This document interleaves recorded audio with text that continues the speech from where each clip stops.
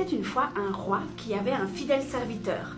Et ce serviteur n'arrêtait pas de lui dire au roi, Dieu est bon et il ne fait pas d'erreur. Le roi, il écoutait ça que d'une oreille. Mais voilà qu'un jour, ils sont partis à la chasse. Et ils ont dû tuer un lion. Mais juste avant qu'ils puissent tuer le lion a sauté sur le roi et lui a arraché un doigt. Pendant que le serviteur soignait son roi, il lui a dit « Dieu est bon et il ne fait pas d'erreur ».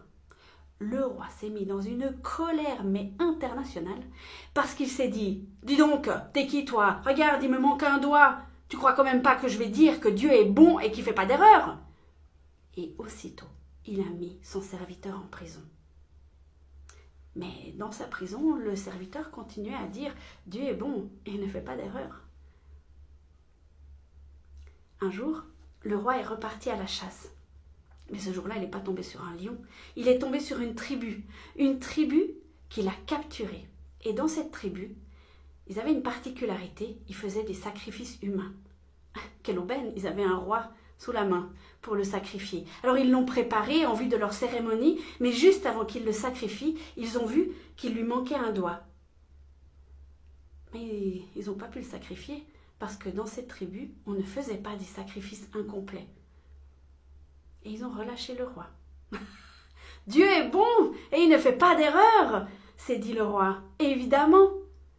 Donc il a couru jusqu'à la prison, il a délivré son serviteur et puis il lui a dit « J'ai bien compris la leçon, Dieu est bon, il ne fait pas d'erreur. Mais toi, t'as pas arrêté de dire ça en prison. Comment tu peux dire que Dieu est bon et il ne fait pas d'erreur ?» Le serviteur a souri, il a regardé son roi et il a dit « Si j'avais pas été en prison, c'est avec toi que je serais allé et c'est moi qu'ils auraient sacrifié. » Cher ami, je te l'accorde, c'est assez facile de dire que Dieu est beau quand tout va bien.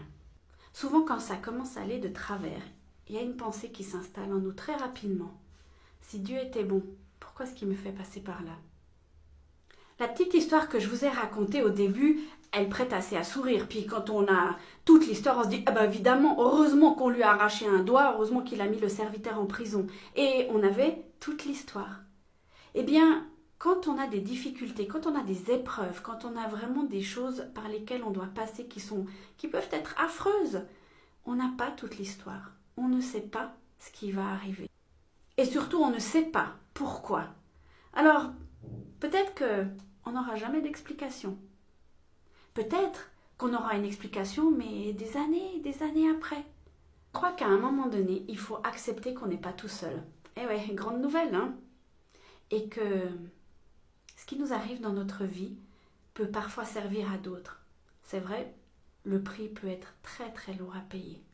Et ça peut être tellement difficile, tellement compliqué, mais on ne connaît pas la finalité, on n'a pas toute l'histoire. Je crois aussi que la bonté de Dieu, il faut la travailler, il faut l'intégrer, il faut la digérer, il faut la chercher et il faut vraiment s'imprégner de cette bonté, mais le faire quand ça va bien. Parce que quand ça va mal, comment est-ce que vous voulez faire si vous ne l'avez pas appris avant?